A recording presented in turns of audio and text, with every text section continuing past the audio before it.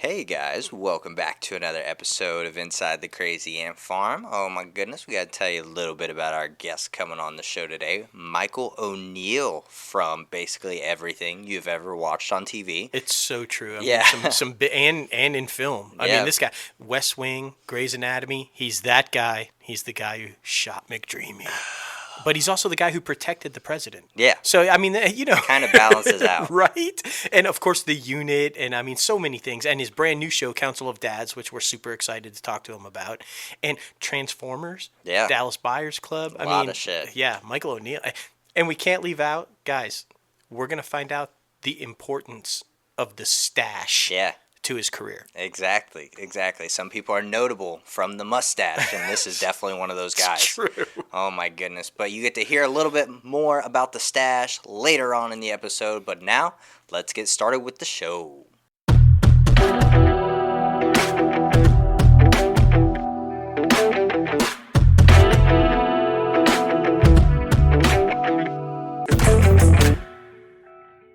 What's up, everybody? Welcome back to another episode of Inside the Crazy Ant Farm. Holy moly, episode 107 this week. I can't believe 107. I know. We're like almost 2 months past the big 100th episode I already. know. Like, this year is just flying.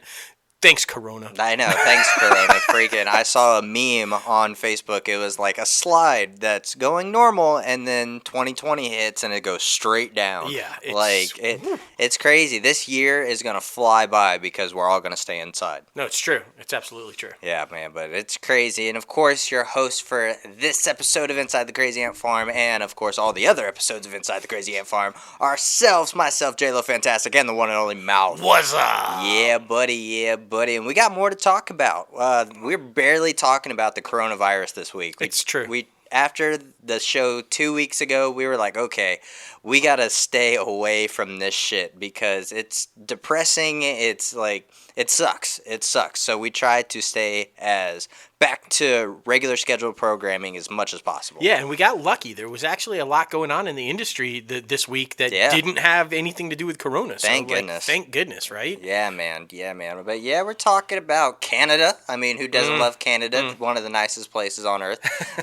Of course, Disney, ABC, Hulu, Warner Media. Oh my goodness. And the top 5 this week is top 5 all-time DC superheroes. Yes. I am not privy enough to know the mouse over here, so I mean, I'm gonna find out later on in the episode. I've been guessing all day. It's true. Don't fucking know. I kept my number one a secret. Yeah. I was still no guess. I have no idea.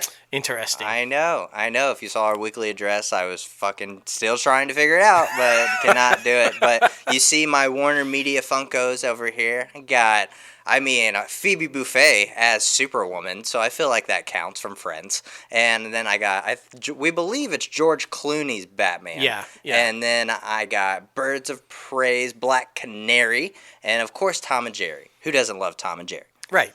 Exactly. But yes, man, it's going to be an exciting episode. But before we get this thing started, we got to plug our merchandise website, crazyantmedia.com. We're trying to drive more people to our website. So Absolutely. Be sure to click on that link. We'll have it in the description below. And you can start rocking the latest and greatest Crazy Ant Media gear. Are you looking for a gift for your significant other, friend, family member, anything like that? Crazy Ant Media has you covered. We are looking into Bonks Boxers. Yes, Bonk Boxers. Exactly. So be sure to stay tuned for those. But right now, we have the outside apparel ready to go. We have tank tops, shirts, hats, sweatshirts, anything that you need during this quarantine, we got you. It's true. Yeah. You know what the hats are perfect for? What? Covering up gray. Yeah. You can't see it. I'm okay, though. I'm okay. I'm going to just tell you, I'm embracing the gray. That's for good. you guys watching, you can't really see because I got my hat and stuff on, but the gray is like fully coming. Yeah. I look like Reed fucking Richards on the side now. My beard is getting some gray in it. It's okay. It's It's all right. fine. I'm embracing the gray. That's fine. Yeah, I've decided during the quarantine to just fuck it, let it all grow. Yeah, let the hair grow. I know. I usually shave mine, but I just said fuck it. Just let it grow. Embrace Right. the gray. Exactly. It's Corona. Everybody's gonna look crazy after this. It's Corona fashion. Like, Right. I just. It is what it is. It is what it is. Oh, I love that haircut. What's the style? COVID-19. COVID-19. 2019. Oh my goodness. But yes, we teased it earlier. Canada, film and television production. Yes. Hollywood's location shooting in Canada hit a new high in 2019. It's true. The total foreign, mostly U.S. film and television in Canada last year rose 151 million in spending. Whew, that's a lot of money. Yeah, I mean, this has always been a mecca, though. Yeah, I mean, they've for always sure. done the entire Arrowverse is shot in Canada. Yeah.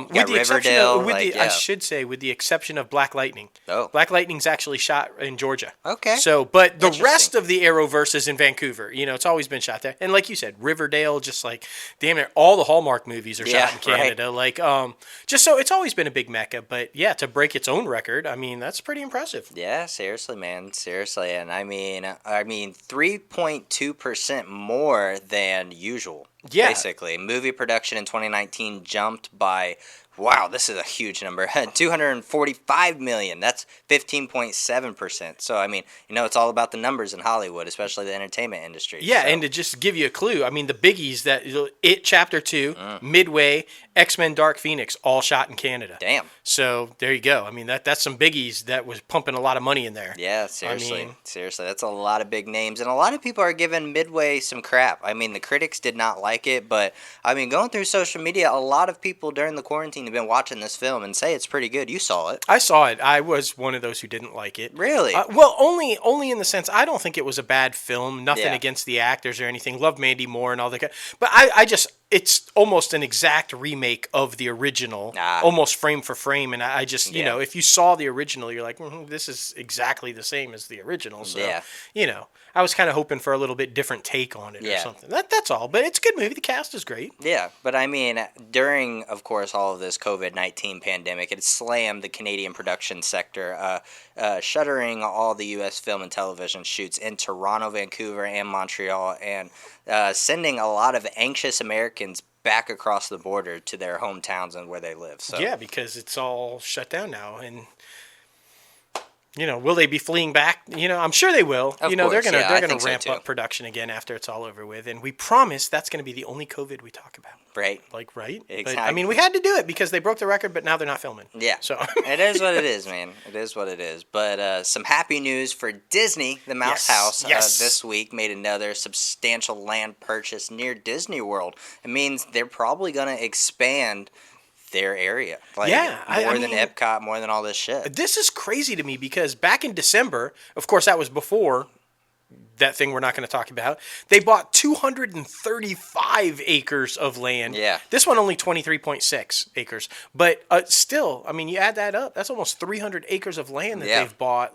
And what's interesting about this one, though, is that they bought it while all the things are shut down and no revenue is coming Yeah. in. So they're still spending money. So interesting. Yeah, they're right? still moving towards the future, it seems like. But, I mean, if you think about it, so many notable franchises that they probably want to make their own world. I mean, we talked about possibly Marvel World and Star Wars World and all this shit. Like, they It's true. possibly want to move to Florida that they already have in Los Angeles. So, it is what it is. It is. I mean, it's a brave move, but got to do it. Yeah, keep trying to move forward. Go Bob. Go Bob Chapek, not Bob Iger. Yes, and I was really excited to read about this one. I was super stoked for this because I am a huge fan. Still trying to get this one to watch it. Yeah. But I'm telling you, I mean, our plates are full, so I'm gonna cut you some slack. But Preach. talking about For Life, Joy Bryant. I'm a huge Joy Bryant fan. If you guys loved her on Parenthood, and I mean, just so many things she's been in. But this is a fantastic show, and apparently a lot of people are watching it now on streaming and other platforms. Makes sense. They go back and watch it. You guys know Nielsen tracks these things now for after, so many days after when they're watched on DVRs or on streaming or whatever. And For Life is now 35 days delayed viewing. So they're taking these numbers after 35 days. Their premiered episode grew to 8.6 million total viewers, and an increase of 5.4 million total viewers. Here's the crazy thing, though. A 242% jump amongst adults 18 to 49. That's the key demo. Yeah, 18 exactly. to 49. It's the biggest playback increase for any new broadcast midseason debut, scripted or unscripted, this season. Yeah. So it's kicking ass in the after game. Yeah. Which it's a brilliant show. You guys should definitely check it out. It's based on a true story, but it's basically this guy who was framed and in prison, got convicted for life, and he became a lawyer behind bars, and now he's trying to work to get himself out by showing that the DA and the police that put him in there were corrupt. Yeah. So really interesting, fascinating story. 50 Cent Yeah. is executive producer on this thing, and he's in it now, because he acts, So if Joy Bryant and 50 Cent ain't reason enough to watch it, Right. I mean, you should do it. Exactly. It seems pretty popular so far. And I mean, that goes back to some of the interviews we had, especially most recently with Kevin L. Johnson. You'll hear that interview next week on Inside the Crazy Ant Farm, episode 108. We talked about possibly getting rid of cable network shows altogether and it all being streaming. Well, this shows right here that more people are watching the shows on streaming. Yeah, that's an excellent point. I think, and to their credit, I think CBS All Access really kind of figured that out before everybody else. They started putting their actual network shows on CBS All Access, and to promote CBS All Access, they were putting CBS All Access shows on network. Yeah, exactly. Just to kind of show you, hey, we've got this over here. And so they were a little bit ahead of everybody else. Yeah. But I mean, I think that's the way to go. If it is going to go all streaming, I mean, when you add it all up, it's even if you have all the streamers, Hulu, Netflix, Amazon, all that, you're basically going to be paying for what you were paying for your cable bill. Yeah. So, I mean, Exactly. Weigh the differences. Like, weigh what's best and what's worst. Gotta do what you gotta do. Especially in this entertainment game. And I mean, Hulu is also doing some amazing things. I mean, we talked about For Life streaming on after it initially airs. But now this new limited series, Little Fires Everywhere, has a huge, solid viewership. Oh my goodness. The 4 episodes released to date. As of right now, you can go on Hulu and watch them. Little Fires Everywhere generated more hours of viewing over the past 2 weeks than any other drama on Hulu, which is super crazy because there's a lot of good stuff on there right now. Exactly. That includes their entire library of old shows, new shows, everything. This one is like kicking ass. Now, this is Reese Witherspoon again. Right, she's everywhere. I know every week you hear us talk about in industry news. We're talking about Apple. Oh, she's on Apple. We talk about Netflix. Oh, she's got something on Netflix. Yeah. Oh, now she's got something on Hulu. She has one on Amazon. She is her little, what is it? Sunshine, Hello Sunshine Productions. Like that. It is kicking ass, bro. Yeah. She is just everywhere. This is what with Kerry Washington, right, from Scandal. Yeah. So it's great. I mean, I love that she's doing so much and just taking control. Man. Yeah, man. I mean, it shows that these creators, these creative-minded people, especially in front of the camera, have bigger aspirations than just staying in front of the camera. I mean, super proud of her, man. She has come a long way from, like, Legally Blonde. I mean, absolutely true. And a lot of people forget she was a child star. Yeah. She started off, I can't remember the name of the movie with Sam Waterston, but she was like a little girl. Yeah. And, like, so good for her, man. Just continued success there. And Hulu, Disney's got to be loving that. Yeah, seriously. And I mean, another one that's on Hulu, but also an FX show, rapper comedian Dave Bird, aka Little Dicky. Everybody knows him as the comedian rapper. He's pretty freaking hilarious. New FX series, Dave, is on track to soon eclipse Atlanta's tally of FX's most watched comedy series. That's crazy. It hit the average viewing of 4.8 million viewers per episode for its 5 episodes to date, but it's about to cross that Atlanta tally mark. Yeah, which is very, I mean, Atlanta has long been FX's powerhouse. Yeah. So for a show to come along and bump it up. Now, I would have to guess that people at home watching is helping that number grow.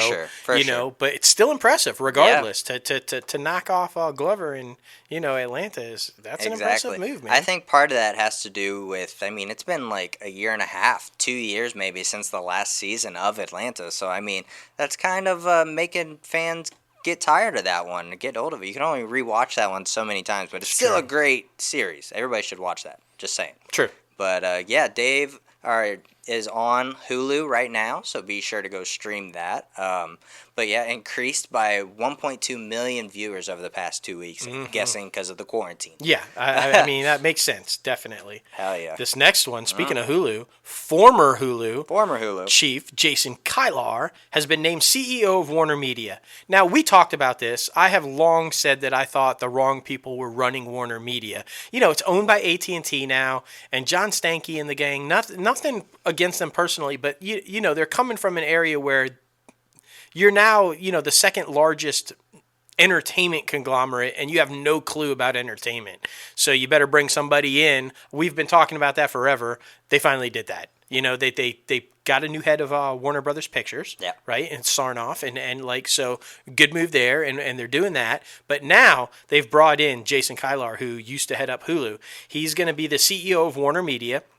He's going to oversee Warner Brothers, HBO, the Turner cable assets, and HBO Max. So he's replacing John Stankey, as we said, Yeah. who probably shouldn't have never been running Warner Right, Media to like- begin with. He's been bumped up to president and chief operating officer of AT&T. Yeah. So good, because I feel like that's where he should belong. So Exactly, and this guy really put Hulu on the map before Disney came in. Yeah, Like, he was there. producing all that content and helping all that stuff get greenlit. yeah, he was there from the get-go, the very beginning, and helped merge it all with Comcast. Yeah. And then, you know, all these different players came in to buy, and I mean, the reason he left is because there was a problem in direction of where they thought Hulu should be going Right. after Disney bought it. So there you go. Yeah. Is this move directly like, fuck you, Disney? Right, Like, like- I don't know. Like, I'm going to go to your second biggest competitor, you know? I don't know. But on the Warner Media part of it, I think it's a smart move. Yeah. I think it's a really smart move. This guy clearly demonstrated the ability, you know, and I heard him talking too, and he was stressing the importance of linear television still being important. He was talking about movies, you know, still theatrical release versus going straight to. He's got a strong grip on what's going on. Yeah. So I think this is a really, really smart move. And all the Warner Media heads, head of Warner, you know, Warner Brothers Pictures, the head of HBO, and all that, they're all going to be reporting directly to him now. I see. So it's going to be interesting, man. Yeah, man, congratulations to him. I mean, see what happens next because, like we said, that is Disney's biggest competitor, I think so. especially with the content. I think so. I think CBS Viacom's still a bit behind. Yeah, you know. agreed. But as far as huge conglomerate, it's Bugs versus Mickey, man. And Yeah, right. You know, I do think that's the ones to watch. Exactly. But exciting things happening for streaming services like Netflix. Netflix has renewed its supernatural horror hot drama right now, Lock and Key, for its second season. Oh my goodness. Still haven't watched it. I know. I just- Hearing great things about it. I mean, we talk about it on IMDb Pro's top trending segment. It's been trending the past couple weeks, and I still haven't watched it. I mean, there's just so much shit that we're trying to catch up on, and then plus doing stuff for the company. It's like, but this is definitely one we need to watch. It's like what? Ah. Oh, I did not know this though. Apparently, this show was like in development hell for like over a decade. Oh, wow. Yeah, Hulu, I guess, initially tried to get it off the ground and everything. So, wow, right? Yeah. That just goes to show you though. Even if you're stuck in development hell, even if it's taken 10 years, even if it's now it's a huge hit. Yeah. So stick with it, man. If Exactly. you got something, stick with it, man. Don't back off. And it seems like Netflix is really there to take on the risk. They're there for the risk. It's true. Yeah. Oh, yeah. I mean, but I feel like they're in a position to take on the risk. Yeah, exactly. With all that debt, man. All that debt. True. All right, this next one for Netflix. You've watched it. I have. It's And crazy. I mean, it's blowing up on social media and everything. I have not watched it yet. I don't know if I can bring myself to watch it after everybody's talking about it. We're, of course, talking about Tiger King. Yes. Murder, mayhem, and madness. Yes. If there's one good thing out of this, though, it has apparently sparked a renewed interest in the missing person cold case that it's based on. Yeah. Florida authorities say they're getting a ton of phone calls. Tampa has confirmed. All kinds of tips coming in on the case of Jack Donald Don Lewis, who's been missing since '97.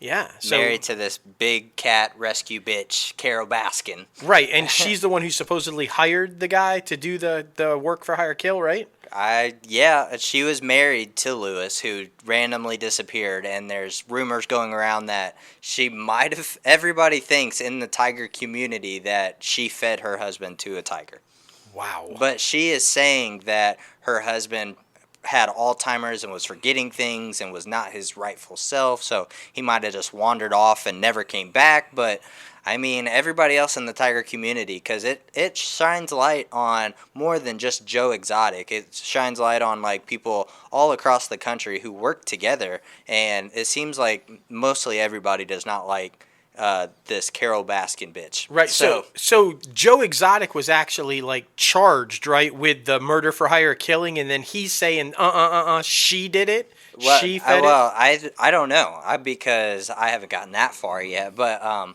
what he was, I don't know what he got charged for. We have not been told yet. But everybody thinks she did it. I don't know if he actually got charged in that case. I see. Okay. Yeah. All right. Maybe I should. Maybe I should watch. It's wild, man. I hear it's wild. I mean, Yeah. it's like. It's like a black hole that you cannot get out, and it's just you just keep going, keep going, keep going. At least it's only like fucking 7 episodes, something like that. Well, there you go. You know what's odd though? We keep hearing about it, right? Like this is everywhere, and yet Netflix's most watched show right now, by a landslide, Spencer Confidential. Yeah. I mean, it's a good movie. It is. It's movie. a really good movie. Wahlberg and you know James Dumont, our buddy James Dumont. And, exactly. So interesting, right? Yeah. You never know. Yeah. You This must be about him wanting to kill her, not about the cold case. I see. Okay. Yeah. So because they have been beefing a while, they have like lawsuits against each other for more than like $1 million and shit like that. So crazy, it's super crazy. The show is wild. Like if you haven't checked out this documentary series, check it out. Like it's definitely people are talking about it. You can't argue that Netflix is bringing some original shit. Yeah. Like, I mean, you know. For sure.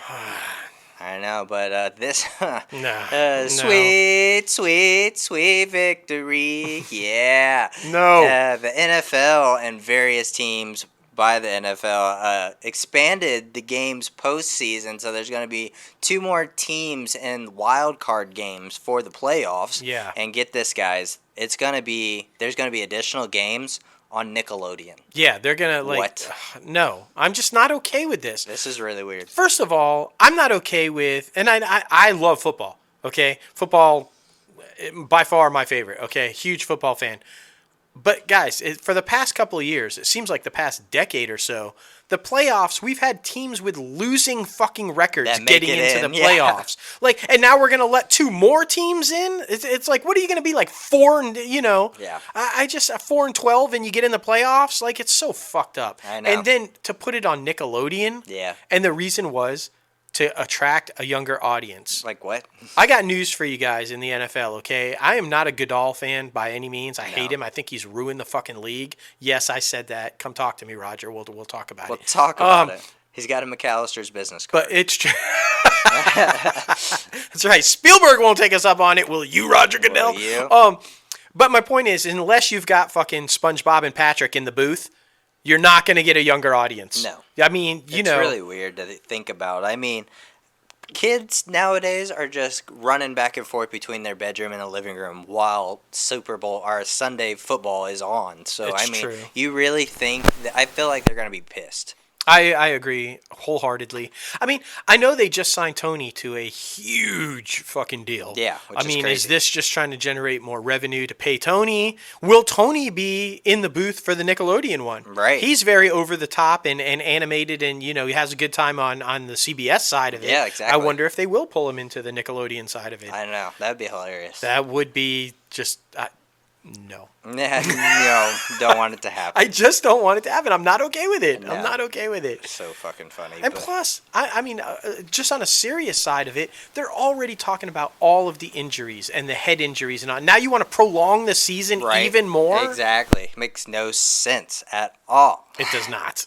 Oh my goodness. But some exciting news for NBC Universal. Everybody loves Law and Order. You're a huge fan. Oh, yes. Oh, I was a huge fan of SVU, but when Elliot Stabler left, I kind of dropped off. But guess what? He's coming back Yes, Stabler returns. for his own show. Yeah, not SVU. He's not coming back to SVU. So this is interesting. If you guys remember when he was written off the show back in season 12, he retired from the Force. That's Right. what Olivia and them were all told for his random disappearance. So yeah, I guess with the premise is that he's going to be heading the organized crime unit. You know how special victims unit. Well, he's going to be the head of the organized crime unit Yeah. in the NYPD. So I don't know. I'm just theorizing here, but maybe they told him he retired from the Force, and that was part of him maybe going undercover into organized crime or something like that. Yeah. I don't know, but you can bet, especially after this past weekend, you know the crossover between Chicago PD and FBI was huge. Yeah, exactly. So you can guarantee there's going to be a Stabler, Olivia reunion. There's no way they don't put Elliot and Olivia back together. So whatever they call his new show, you can bet it's going to be on SVU as well. Yeah, So- I mean, she should pop up on his or he pop up on hers again. Like, it would be epic just to see all of them back together. Absolutely. It's just fun to have him back in, Dick Wolf world. I mean, Exactly. that's going to be excellent. And then director Stephen Williams most recently helmed the HBO's Watchmen limited series, has boarded Don't Go in the Water, an original horror film from Universal Pictures. The script is being kept tightly under wraps and nobody wants to talk about it. It's being described as like a monster movie who was originally discovered by the one and only J.J. Abrams, who literally just signed a massive deal with Warner Media. Yeah. Yep. So, yeah, that's a good resume, thing to put on the resume. Discovered by J.J. Abrams. Yeah. I mean, he was bumped up to executive producer on Lost. Yeah. And then Watchmen. That's how that happened because he worked with Damon Lindelof on Lost. Yeah. And so that's how he got the Watchmen gig. So good for him, huh? Yeah, He's seriously. showing you how to climb the ladder with the right way to do it. And Exactly. horror seems to be kicking right now, and Right. Blumhouse has had a few misses, so Yeah. maybe this will be a in. Right. Just saying. I mean, other big notable names that are signing deals. Michael Bay has signed a deal with Sony and his Bay Films to a multi-year deal, first look deal with Sony Pictures to produce both film and TV projects. The deal is being worked on and was mostly done in January before the town shut down due to the coronavirus. Yeah, so it brings him back. He was originally at Sony. That's where Bad Boys and all that happened. Yeah. So he's back home, if you will. Look, I think Michael Bay is always going to have a place because action movies, they're always going to be, Yeah, agreed. everybody wants to see a good action movie, right? Like, and as long as it's a good one, I think, it's going to be, and who does them better than Michael Bay right now? Right. Nobody. Everybody saw that Six Underground on Netflix Yeah. with Ryan Reynolds.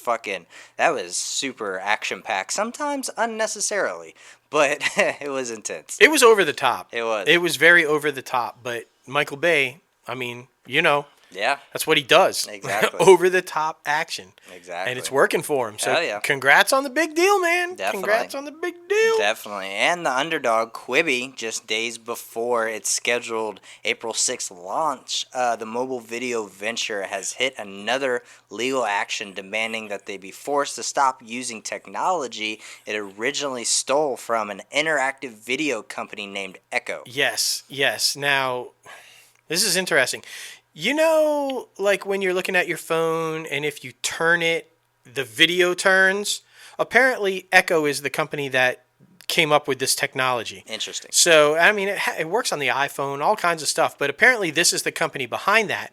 And I guess Quibi, when you're watching the movie, like with their Quibi app or whatever, or their television series, whatever you're watching on Quibi, it can tell how you're holding your phone, and it adjusts the program or movie to the right format for however you're holding your phone. And Echo is claiming, wait a minute, hold on, you never got that from us properly. Right. So they're trying to block this shit. Interesting. Yeah, I mean, like, I've thought that's been around for a long time. Quibi's defense, Katzenberg's and Whitman's defense is that, hey, we had all these meetings and this technology was going back and forth and memos were going back and forth with no NDAs, no nothing. It was open to the public, so they feel like they were in the right. Like, so. Yeah, it'll be interesting, especially if they have a patent on this thing. So, Yeah, I don't know, man. I'm excited about Quibi though, so I am hope too. they don't get shut down because I Yeah. think that was going to be badass. Exactly, and I mean, they had just released the official trailer that unveiled the cast of the reboot iconic MTV prank series Punk'd, Punk'd. hosted by and executive produced by Chance the Rapper, Lil Nas X, Adam Devine, Migos, French Montana, Megan Stallion, a whole bunch of other rappers. Yeah, they're all going to be appearing on That's it. crazy. So yeah, Chance. I mean, I think Chance will be a really good host. Yeah. And especially with all these cats coming in and like being on the show, it's going to be For pretty sure. epic. I loved the original. That remember Ashton Kutcher, guys? Like he did the original on MTV, and it was fucking awesome. For it was good. So It really was. I hope this one's going to be as funny and as good. So This next one I thought was a prank because of April Fools. And after realizing that it's not, why do we need this? We don't. Oof, Lindsay Lohan is making her music career return after a 12-year hiatus. Yeah. Why? Why? Why? No. I have no interest I don't in either. seeing Lindsay Lohan come back. No. I have no Like, words about this. I don't. And I would have never known had we not do what we do and follow news, because I don't follow her on social media. No. That's apparently where she made the announcement. Yeah. I'm all for people making a living. I'm all for people doing what they love and everything like that. I just don't think this is going to be a successful comeback. No, I agree. I could be agree. wrong, but I don't think so. Is there a market for Lindsay Lohan still? Correct us if we're wrong. Lindsay, come on the show and tell us why you think Right, there's a exactly. market for you still. That would be interesting, Yeah. right? Yeah, you know. know. Turn it into a little debate format. You know. And I mean, we started the news with a little bit of Corona. We're going to end the news with a little bit of Corona. That's true. New release schedule, guys. Top Gun has been pushed back to Christmas, and A Quiet Place will now come out on Labor Day weekend. Yeah. Yeah, it makes sense. Both of them, I think if you're going to have to push them back, both those dates make sense to me. Yeah. You know, I can see Top Gun kicking ass on the Christmas holiday. Yeah, I think so too. And we all know A Quiet Place is a like summer movie. Yeah, Labor for sure. Day is traditionally the big kickoff of the summer movie season, so I feel like that's a good move. Yeah, I think so too. But the real question is, when will we see Black Widow? Right, exactly. And where? yeah, Like one knows. somebody at Disney and Marvel, please tell us. exactly. Please tell us. Oh my goodness. But anyway, guys, it is now time for our guest segment. We Yes. teased it at the top of the show. Got the one and only Michael O'Neill coming on the show, not to shoot Patrick Dempsey, No. but to talk about his career. Let it go, man. I can't. I'm gonna talk to him about it, and yeah, Yeah. he's got some explaining to do. I'm going to do my best to talk to him about West Wing and remind everybody that he once was a good guy. Yeah. He protects people. Yeah. But the main thing he's going to talk about is his new hot show on right now. On NBC, by the way, kicking ass with the Kicking family ass. dramas. Council of Dads, which This is was- really good. Yes, so good. Debuted last week to huge numbers, by the way, following that Zoe's format, with how they're doing it. The first episode came up, and then it's taken us some time off to go on. You can watch it everywhere, guys. Yeah. Hulu, YouTube, social media sites. Find it, watch it. You're going to love it. And Mike plays Larry. Larry, Larry, don't fuck with Larry. No. That's all I'm saying. don't do it. Don't do it. But yes, I hope everybody enjoys the interview. Well, here he is. Michael O'Neill, welcome inside the Crazy Ant Farm. How are you today? I'm really good, guys. Thanks. I love the name of this. Oh, The awesome. Crazy Ant. We like to get a little crazy, a little round table conversation. Just kick back and talk about your career, man. You got a lot to talk about. Well, they let the old guy work for a long time. So I have one question for you guys, though. What does a sane ant farm look like? We don't want to know, Michael. It's true. We couldn't tell you, and if we did, we'd be in trouble, I think. So, Exactly. We'd be out of a job. Well, we'll just leave that one go then. all right. All right. Well, first of all, congratulations on the huge success of the launch of Council of Dads, and we're going to talk about that in a little bit. But we're so happy that you're on to talk about that. Yeah, thank you, Justin. We're excited about it. We've been living with it for a while, so it's nice to let it breathe and get it out in the world. Absolutely, absolutely. And of course, I mean, we've got so much to talk to you about. Such a storied career. I was a huge fan of The West Wing and your work on The West Wing and The Unit and so much stuff. And Logan has some beef with you about Grey's Anatomy. Just saying. We're gonna get into that one in a little. Wow. Yeah. A little piece of my fanny hit the floor. Yeah, I think that's going to be a fun part to talk about.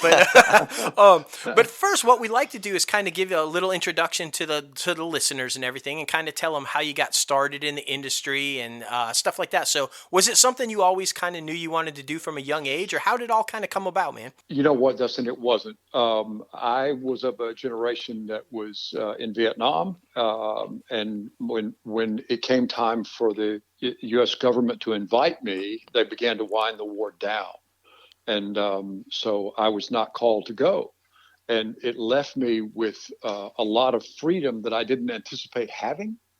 And I decided to leave the South and go to California because I wanted to see some of the world. Mm-hmm. And all the world lived in California, don't you know? Yeah, absolutely. So yeah, and so I loaded up my car and I drove out there, not knowing where I was going, and I got involved by invitation with a little Shakespearean repertory company in Topanga Canyon, a little open air theater company, and I went from being not an actor to being a bad actor, and not a very good, and then a not a very good actor, and then an aspiring actor, and then a guy that was earnest about his effort, and then I got better. Thank God. I'd say you got pretty good because, like we talked Agreed. about, the career has been pretty long, man. So I think you're doing all right. Exactly. 122 acting credits. I mean, Yeah, come so on. So many notable ones, man. Definitely. Yeah. So it's always interesting to hear how it comes, though. You know, sometimes we have people on and they were like, "Oh, when I was 6, I knew right away this," and then others who just kind of fall into it and have Right. these amazing careers. It's always so cool to hear like that. Well, you know what? I'm intimidated by those people that knew at 6. Agreed. I did the only play I ever did in my life at 6 years old. I Right. was a leaf in the school play, non-speaking part. There you go. And I must have blown it because I didn't set foot on a stage again for, I don't know, 18 years, something like that. Yeah, I mean, you got to be pretty gung-ho at 6, right? Like, I Right. still had the towel around my neck and playing Batman. I mean, that's about as best I could do at 6, so I don't know. Yeah, but it's as sweet as it gets, Okay, let's talk about it. You're the father of lovely daughters, correct? Myself I also. Rich and girls. Yes, girls are the best. What are you shying them away? Are you like, don't come into this industry, or how's that? I'm always curious about, like, especially somebody who's had such a long career in it and seen the ups and downs of the industry. How are you with them? They're very, very supportive, Dustin. But that none of them have any interest whatsoever in going into the entertainment business. There you go. They just, they grew up with sort of the vagaries of the uncertainty of it and my, emotional ups and downs. And they thought, they said to me one day, "We want to go to a real job." And I said, "I think that's a great idea. You guys do that." So I don't think I'm in danger of any of them following in their father's footsteps. Although I will say this, they've been incredibly supportive since Transformers on. They were right. They were about of the age to figure out that I was actually an actor when I did Transformers. And I was in a theater in Palm Springs on the holiday weekend, and I walked onto the screen, my character did, and all of a sudden one of my girls goes, "Dad, that's you." And you know what happened? Every head in the theater goes, "Zoop." Yep, Right, like, absolutely. It's like, thanks, Yeah, sweetheart. Yeah, we got some splaining to do, Lucy. Oh yeah. Well, and I mean, but economics background. So I mean, that's got to help during some stretches when you're an aspiring actor, right? I'm gonna be able to figure out the finances, I'm assuming. I wish that were true. I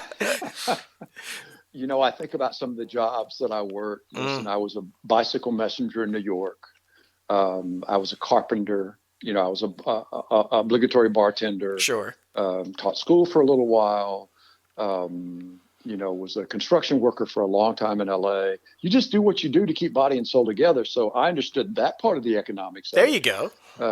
But I never really got to use the degree, if you know what I mean. You're a brave individual, though. A bike messenger in New York City. That's seriously. a brave individual. I don't know if that's brave or dumb. It's a very thin line. It is. And it started early in the morning, and the thin line just got thinner and thinner. Oh, goodness. Yeah. That's fantastic. Well, you play very brave individuals. A lot of senators, a lot of military guys. You know, you're like these very distinguished, hardcore gentlemen. You know, do you like that, or I mean, because I get the sense that you're a pretty funny guy as well. Well, gosh, I'm not funny. I wish I were.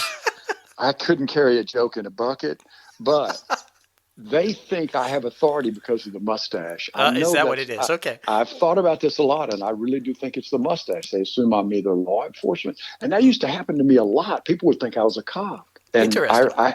I had lunch at a little deli here not long ago, and I got up to leave, and the woman that was sitting at the table next to me said, "Hey, I know who you are." And I said, "Really?" She said, "Yeah, you're the cop who put me in jail." Oh. Yeah. So I started to back away, and I said, "I'm glad to see you're doing better," and I left. Because you don't want to get in it. Right. No, of No. course not. But I think that's what it is. I think it's just that I have some sort of military bearing or something. Well, you do it extremely well. I have to say that you do it extremely well, and I do. I want to talk about let's jump in and talk about West Wing because man, what an incredible character that was, and what a stretch, what a run on that show. Talk about that a little bit. Phenomenal cast. I mean, Sorkin's writing on the show was brilliant. What was it like to be a part of that? My first day on the set, Dustin John Spencer, who I had worked with, that played Leo, the chief of staff. And John took me by the hand because we'd done a couple of films together in a play. And he introduced me to everybody. He vouched for me. There you go. He said, this guy's one of ours. Because they were a really tight ensemble. Oh, absolutely. And the writing was so good. And they just open armed me. They just let me in. And I didn't know when we first started that role was going to have an opportunity to develop and recur. And the script supervisor came to me one day on set and said, they like you upstairs. You'll be back. Now, That's always good to hear. It is, except every time I've ever heard that, I've never been invited back. So I was like, oh, man, I really like the show, too. But they did. Aaron continued to invite Butterfield back. And then they had that wonderful episodes, or the 2 episodes in The Shadow of the Gunman. Mm-hmm. And that was based, guys, on verbatim the experience that Jerry Parr had, who was the Secret Service agent that pushed Reagan in the car. Right. When Reagan, you remember that whole thing? Well, Absolutely. I got to talk with him, and he went through it chapter and verse with me. I mean, moment by moment by moment. And I said, "Can I introduce you to Aaron Sorkin?" And he said, "Of course you can." And so all of that behavior in that episode, everything that happened there, Jerry gave to me on the most generous platter. And I'll be forever grateful to him. And the Secret Service was really generous to me. They taught me a lot. Mm-hmm. They gave me a lot of tips, a lot of pointers, a lot of bearing. And so the obligation for me was just to play them as honestly and with as much dignity as I could, because they were the real thing. Mm-hmm. Right. So it was acting, but it touched on some very lifetime sort of issues for me. Well, and and you could tell. I think that had a lot to do with the popularity of Ron and why he did keep coming back. I thought just the emotion that you show. I mean, you're back and forth with Allison Janney, and just like in so many scenes I can recall in my head, it was so emotional. You could just tell that there was something there that you were pulling from, and I just thought it was fantastic, man. Yeah, thank you, thanks, guys. I appreciated it. That one let me in. That role sort of helped me get inside of Hollywood, and it kept me there, if you know what I mean, because it was such a popular show. Absolutely. I mean, speaking of popular shows, I got to talk about it. Go ahead. I'm gonna hit me hard. I gotcha. But I'm just gonna say, McDreamy, he's my little man crush. Everybody knows it on the show. All of our audience knows it. It's literally a running joke for like a year now that's his man crush. So. Exactly. So I hate your character for what you did. But on a serious note, what was it like being on that set with such a serious tone of your storyline? And what was that like off camera? Like, were the cast really just welcoming, bringing you in, or what was that like? Not so much. Because I was a pariah, right? And so it leaks a little bit in the relationships. No one treated me badly. I don't want to indicate that at all, because that's not true. they were all very, very professional with me. James Pickens, I think, was probably the most gracious. But everybody had a job to do. Definitely. And so what they knew was that I, as an actor, had to create the trouble. And I was in a lot of trouble personally, as a result of that role. So Right. they gave me a lot of space, is what they did, and it was respectfully done. But the thing that happened to me on that show that I'd never had happen was because I was isolated a lot. I kept my chair away from everybody, because that character needed that. Definitely, especially after his wife passing, and especially thinking it was wrongful death, and all that. Yeah, yeah. But every now and again, a grip would walk by, or a gaffer would walk by, and they'd just tap me on the shoulder. They wouldn't say a word. They just put a hand. They just put a hand on my shoulder because they knew they could see it. Right. And I always respected that, and I appreciated that a lot. That they were that, they were caring. I guess that's what I'm trying to say. They knew I was in pain, and they were going, keep going, guy. You're doing your job. That's Definitely. so interesting. It's like, listen, man, we like you, but you're gonna shoot Derek. Yeah. That's not okay. That's not okay. So Derek you was stay late in the game. corner. Derek was late in the game. I thinned the herd pretty good before I ever got to Derek. That's right. It's true. It's true. Oh, man, but Logan brings up a great point. Such a controversial episode. Yeah. I mean, with the gun law issues in this country and safety issues in this country and everything.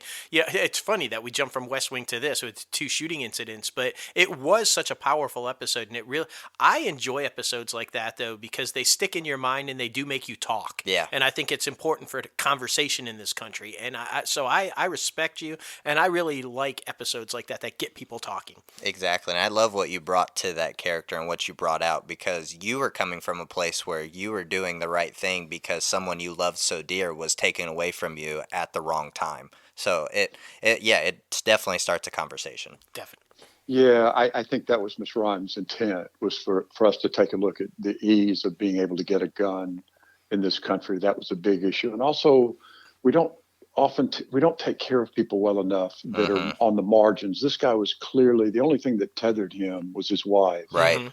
And once she was gone, nobody ever bothered to look in on him again. Exactly. And I think she was trying to make a point about that. But, I appreciate what you say. It was probably the hardest job I've ever had. But also one of the most, to look back on it, and I don't look back on it much, but to realize that I'm not going to have many performances in this life like that. Yeah, it was phenomenal. No doubt about it. And of course we have to do, because we have a little running joke also amongst ourselves, that I'm a huge Resident fan and he's a huge Grey's fan, and you're our second guest now that's appeared on both shows. So, what is that about? Right? Yeah. I'm trying to stay out of the hospital, particularly right now. Do not need to be there. No. Yeah. And I never turn up as a popular character. No, you weren't a very nice guy on The Resident either. So yeah, which sucks because you're a really lovable guy. You deserve justice. Yeah, I don't know. This show we're doing now is going to give it to me. There you go. Oh, definitely. And I want to briefly about Dallas Buyers Club, because we're talking a lot of television, but you've done an amazing amount of films as well, and some biggies. I mean, Dallas Buyers Club just jumps off at the top of my head. Yeah, and I mean J. Edgar with Leonardo DiCaprio, like a lot of good ones. Absolutely. And I want to talk Clemency too, because I mean Elfrey Woodard and Richard Schiff, little West Wing reunion there. Yeah, that was pretty remarkable to get to. And Aldous Hodges, who I had worked with on Leverage. Absolutely. Alfrey called out and said, "Michael, I have something I want you to do."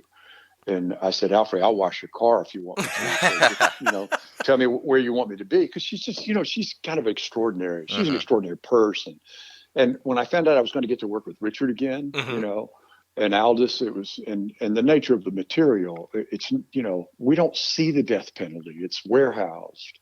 So it's not something the public actually gets a glance at. Right. Absolutely. Of course, in the film we show 2 executions, and that took a little while to get, recover from. I bet. It kind of sticks to you, even though I know it's a pretend world, but if you pretend hard enough, there's some blowback on it, and those actors were extraordinary. Aldous, and they were just extraordinary. I don't know how else to say it, but.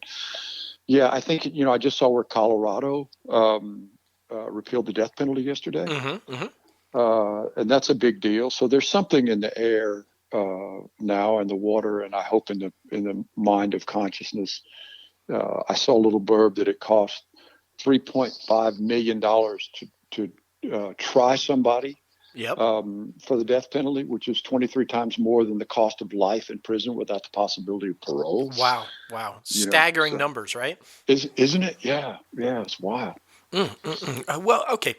From an actor standpoint, especially one who said, how you got started and everything, I'm just curious. Do you have a medium that you prefer? Are you more of a TV guy, or do you like the film aspect? Or, I mean, which one? It's funny you asked that, Dustin. I used to like film more because there was more time, but that's not the case. Like in Dallas Buyers Club, we shot that film in 22 days. Oh, wow. Wow. It just there was no lighting package on it. We did existing light only, so we literally ran from one location to the next because we were trying to outrun darkness.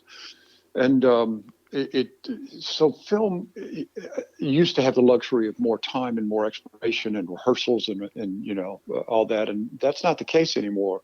So my truthful answer is I prefer television, but for the same reason that a lot of writers do. It's the long form. Right. You can explore so much more. You can put a pause on it and come back to it, or turn it in a way that no one saw it coming, which Aaron Sorkin was so brilliant at. But in that regard, I think we're sort of in a golden age of television right now. It's exploding with so many good writers and storylines that I'm like, whoa, I'm glad I lived this long. Well said. Well, okay, so let's talk about the biggie then. Council of Dads, your new show, debuted last week and just absolutely phenomenal. It's getting a lot of praise. It's being compared a lot to This Is Us with the ensemble cast and the heavy drama and comedy and everything. I'm super excited to talk about this one. I think the premise is absolutely brilliant. For anybody who doesn't know, who didn't catch the pilot episode, and if you didn't, come on, what's wrong? It's about a father who, and correct me if I'm wrong, Michael, it's about a father who is diagnosed and finds out he's dying from cancer and feels like he still wants his kids to have a fatherly influence or a dad influence in their lives. So he brings together this collection of friends to take the place of him after he passes to be the father influence in the kids' lives. And I got to tell you, it's just absolutely brilliant. Well, you're a dad. I am a dad. And the first thing that you would think of if something threatens your life is, will my children be okay? Mm-hmm. And the sadness is I'm not going to be there. I'm not going to be there to walk them down the aisle, and I'm not going to be there to comfort them if they lose the big ball game or celebrate if they win whatever it is. That's the most gripping thought you have is, will my kids be all right? And I love the premise of this, that he brought together three guys from very different walks in his life. Right. Anthony's a childhood friend, and it just kind of, he's a free spirit and a chef and creative and unpredictable. And then, Oliver is his oncologist and happens to be his wife's best friend. And they share a friendship. Their daughters are best friends. So they know one another. And then my character, Larry, he sponsors, Scott, the father, sponsored. And I love the fact that he's younger than I am, but he sponsored me in AA, so he knew that I'd lost a family to alcoholism and brought me in to, ask me to be there for his family and not knowing if I had the skill set to do it. But I think he knew that I needed them as much as they needed me. Absolutely. And so it's a wonderful, and I do think you're right. I think it's an honest look at society as we are now, but an honest look at what any of us would try to do, given the thought of our imminent demise and not being there for our families. Well, absolutely, and I think the reason it's a hit, and I think it's going to have long legs, is because it's something you can connect to. You said it right. That is, it's a snapshot of society today, and maybe what we need more of, and highlight less of what we don't need. But the reason I think that it's going to do so well is because you can connect. And I think those are the shows that do the best, is when you can connect to a character and or a storyline that you've been through, or somebody that's been through. And I really think this show is going to do that. I lost my dad when I was 8, so I know what it's like to kind of come up without having a father. And then I had Yeah. health issues myself. I already had a heart attack. And my immediate thought was, what happens if I go now and my kid is young and doesn't have a father like I had Yeah. to grow up with? So immediately it's one of those storylines where I saw it and I was like, oh, I could definitely connect to this. I have to imagine there's going to be a bunch of people across the country that are going to feel the same way. Yeah, I think so. I'm sorry for your loss. I just think, and I'm glad you survived Me because too. I'm glad for your kids. It's just, I do think people are going to, some people it's going to hit really hard. And because they're going to have events in their own lives that, they're going to look at and it's going to resonate for them. And I hope it's cathartic for them Hmm. in that regard. And some people they're going to stop and think about, wait a minute, what happens, because we're not wired to think about our own end. No. And so there's a whole lot going on here. And if I may add, there's also a lot of humor in this. Sarah Sure. Wayne Callis, who plays Robin, she plays the wife and the mom of this wonderful brood of children. And she is quick to point out, yeah, you better bring your Kleenex, but you're also going to laugh some, and I think that's important. That we can try to make sure that we incorporate that. Absolutely, because there's a lot of humor in tragedy. Well, I mean, that's just reality. Sometimes Yeah. you're so grief stricken you don't even realize that what you're doing is pretty freaking funny. I mean, Yeah, and grief is so different for everyone, and it's also different. It exercises itself differently in different times. How do you define it? It's so hard to know what this particular moment of grief is going to do, because it will surprise you. It'll turn and do something ridiculous. So I think we've incorporated as much of the uncertain right. as we can, and how do we, and then the question becomes, how do we move forward? How do we help them? Absolutely. How do you figure out a way, what somebody needs, and love them in that way? And Larry, who's the old guy and sort of a tough love kind of character, thinks he's right most of the time, and that's not always helpful. It's the mustache. We're gonna blame it on the mustache again. Anybody with a mustache is always right. I mean, Thank you. I'm going to tell the writing room that they got to get on that. You have him call me if he's got any problem with that. All right. I would definitely do that. I'm glad you brought up Sarah too, and the rest of the cast, because it's a phenomenal cast. I mean, absolutely. I'm a huge fan of Thomas Everett Scott for a long time, and I just think the entire cast is brilliant. Yeah, they did something special with this, and the wild thing for us is we came together so quickly. I genuinely liked them. I 30 seconds after meeting them, or certainly 30 minutes after meeting them, I cared about who they were, and I got an idea of who they were. And then as we worked together, it's the fastest I've ever had a genuine affection grow in the cast. It made me think of the West Wing in that regard, because they had that respect and affection for one another, and it happened quickly. And you guys shoot this in Savannah, right? It takes place in Georgia. Yeah. Yeah. What's that like? Well, it was a character in the piece. Savannah's gorgeous, and it's based on a book called Council of Dads that Bruce Feiler, who was a Savannah native, wrote. And so when they decided to place it, they said, let's place it where it started, in Savannah. So we were there for 5.5 months filming the series, and really adored it. Boy, Savannah was great food. Yeah, definitely.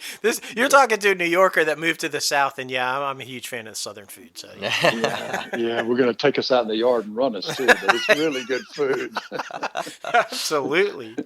But what we like to do at the end of each interview is ask our guests, what piece of advice would you carry on? Because this podcast is about helping the up-and-comers trying to break into the industry. What piece of advice would you pass along to the up-and-comers, and what pitfalls would you say to try to avoid? Well, in terms of what advice to give in terms of moving forward, I'd say the actor's job is to show up. Mm-hmm. You show up prepared, but the first thing you have to do is show up. And that sounds silly, but I've seen auditions where the actor wasn't there. And so just for yourself, show up. And the other thing is never let your neuroses exceed your talent. You just don't want to do that. The work is too hard. Right. and it's better, I think. Who am I to say? Because a lot of us are neurotic. We all are. If you got to be 40 feet tall on stage to be seen, there's a problem. Yeah, Yeah, absolutely. Somewhere, agreed. and present company included. So, yeah, just do your best to show up and work on your craft. Two things you can take care of that you can take care of. You can work on your craft and you can take care of your community. You need somebody to eat spaghetti with. You need somebody that, is going to buy you a beer when the audition didn't go well, or you got close to the job and didn't get it. And just keep working on it until you get so good they can't not hire you.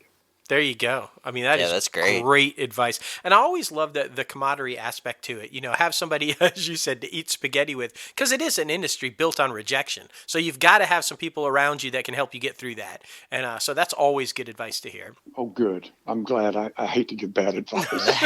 No, I got to tell you, this has been one of the more enjoyable interviews that we've had. It's just been an absolute pleasure talking to you. Well, I appreciate you guys doing it. It's clear that you have a lot of fun, and I'm prone to seriousness, so I appreciate you sort of lightening me up a little bit. Oh no, we Of course. Yeah, it's been our pleasure, man. And look, open invite anytime you want to come back and talk about the show or just anything you got going on, man. Open invite, because like I said, you've just been an absolute pleasure to talk to, and I know the listeners are going to love it. Well, hey, Dustin, thank you for that, and I'm going to take you up on it, Logan. I'm going to make it up to you for shooting McDreamy. Thank there you. Go, Thank see? you. So you can't see it right now, Michael, but the smile on his face is huge. It's like literally knocking me out of the room right now. So he's gonna hold you to that. You better watch out. All right, I'm going to work on it. I promise. I'm going to be redeemed before it's over with. There you go. All right. So You listen. guys take care. Thank you again. All right, now take care. Bye-bye. Bye. Oh my goodness. That guy is just honestly, just a guy you can just sit in the room with and talk to for hours and hours and hours. Seriously, he didn't he feel like a family member? Yeah. He just felt like you were hanging with an uncle or what a phenomenal guy and just a lot of fun. Yeah, seriously. I like how he pokes fun at the fact, though, that he is taken so seriously all the time or has this serious demeanor, Exactly. But he was a lot of fun. I thought he was hilarious. Agreed. I mean, I guess it kind of sucks in that instance to be kind of typecast as such a serious guy in all of these serious roles. So to let him lighten up a little bit and just take the edge off is really nice to see. You know what I thought, and I love the fact that we talked to him about both The West Wing and Grey's Anatomy, because I thought it was really interesting, and I'd love to get some comments from our listeners on this too, about when you're the protector in a shooter situation, and how the cast treated him and reacted to him on The West Wing, but then when you're the shooter, how the cast and the crew reacted to you, in the Grey's Anatomy. That was really interesting to hear how that went down, you know? So, some good stuff, man. Exactly. Can't wait for you to redeem yourself for the McDreamy shootout. But thank you again, Michael O'Neill, for coming on the show. All right, now it is time for our top 5 segment. Oh my goodness! I had fun with this because I Did you would not tell you, and you still have not figured it out. So freaking annoying. You're gonna kick yourself when you hear my number 1. You're gonna be like, "Fuck! How did I not know that? How did I not think? How did I not get that?" Especially since I talked about it, or at least referenced something about my number 1 a couple of weeks ago. Yeah. And so you're gonna be like, "Damn it!" But of course, this spawned from our Instagram live a couple days ago, where we're talking about DC's future and what's going to happen after all this bullshit. That's right. And I mean, it was a fun one, man. It was a fun one. It was definitely interesting. Now, all of my top 5 people that I picked, superheroes that I picked, are all from either television or film adaptations. I did not, because everybody knows I'm the film and television guy. I didn't go back and read the comic books or anything, but I do have these handy-dandy books over here that help me when we go into a movie or a television series, that I can go back to the origin stories. So, but that being said, my number 5 is... Wait, we didn't say what they were. Top 5 favorite DC heroes. I said that. Oh, did you? Yes. You're getting old. I know. No, it's the gray. Yeah. It's the gray. No, I'm just really so excited about revealing the number 1. I just don't know. I've been wired all day. Yeah, right. It's that peppermint white mocha. That's what it was. It's true. My first one in forever. Oh my goodness. But my number 5 is Green Arrow. Oliver Queen. Green Arrow. That was just kicked off the Arrowverse on to the CW, and it was just amazing. It's a brilliant Stephen character. Amell, yeah, Stephen Amell Stephen Amell, knocked man. it out of the park. He did. Just a whole new kind of interpretation of Green Arrow, dark, gritty. I mean, I loved it. Yeah. I loved the show from start to finish, and I've always enjoyed the character in the comic books too. Yeah. So, yeah, but so Oliver Queen though, because Yes. there's several different Green Arrows, versions of Green Arrow See, and I didn't everything. know So that. Oliver Queen. Yeah. Good. That's a good one. That's a good Yeah, one. yeah. All right. My number 5 is the fastest man alive, The Flash. Yes. Barry Allen. Because, there's been numerous iterations of The Flash, too. Jay Garrick, at one point, Kid Flash Wally West took over as The Flash. But I'm talking about specifically my man, Barry Allen, The Flash. Yes. Yeah, I mean, it's always been a great storyline in the comic books. It's a great storyline in the Arrowverse. It's just The Flash. Agreed. My number 4 is Cyborg. Doom Patrol Cyborg. Fuck that Justice League shit. I'm just saying. Doom Patrol Cyborg is, I think, the right interpretation of the character. And I like the original Teen Titans Cyborg as well. I know you weren't a fan of any of those cartoons. Teen Titans Go definitely sucks. No, We agree with that, but he didn't like the other one. I didn't either. I fucking hate the Teen Titans cartoon. I do. I think it's awful. I think it's We'll get into that. But I agree with you. I do think the best interpretation of Cyborg so far is definitely Doom Patrol. Yeah. I think they nailed Vic Stone. I love it. It's a good choice. Yeah. Good. And I like the character. Good choice. Yeah. Let's see. My number 4, my man, Hal Jordan, Hal Jordan. Green Lantern. Yeah. This guy's a badass. Whether he became a bad guy, Parallax, and got rid of everything, or he's the good guy, or he's the original Emerald, he's a badass. Definitely. Green Lantern. Definitely. See, now you got me on Green Arrow. I know. They teamed up. So many greens. There was a team up. They had a long running team up comic book for Really? for ages or whatever. Hal Jordan and That's awesome. Oliver Queen. That's awesome. I have It's- to check that out. Do you know? Do you know the Oath? I do not. No. I know you know the Oath. Yeah, I have know the Ring. Oath. You have all of it. I have all of it. I'm such a geek. It's all right. My number 3 is also the fastest man alive, The Flash, who you referenced as your number 5. I just love the crossovers they did in the Arrowverse with Oliver Queen and all those other characters. I think then I forget the actor's name, but he did a great interpretation of the character. Grant Gustin. Yes. Yeah, he's brilliant. I mean, you're right. I think it's, again, the most spot-on interpretation of the character that we could see. I mean, just everything about the Arrowverse. Berlanti. Seriously. Team Berlanti. That's right. All right, my number 3. It's a tie. Between Superman and Batman. I love them both equally. I just think they're so on the different end of the spectrum of how they approach their fight, for justice and against crime and everything. But I'm a huge fan of. How can you not be? I mean, if you're a fan of DC Seriously. and you're not a fan of the Trinity, Yeah. something's wrong. Yeah. So I know you're thinking Trinity. Wait for it. But Superman, Batman, tied. Boom. All right, my number 2 is Nightwing, Dick Grayson. He's a Interesting. fucking badass, especially in the new Titan series that is on DC Universe. Check that out.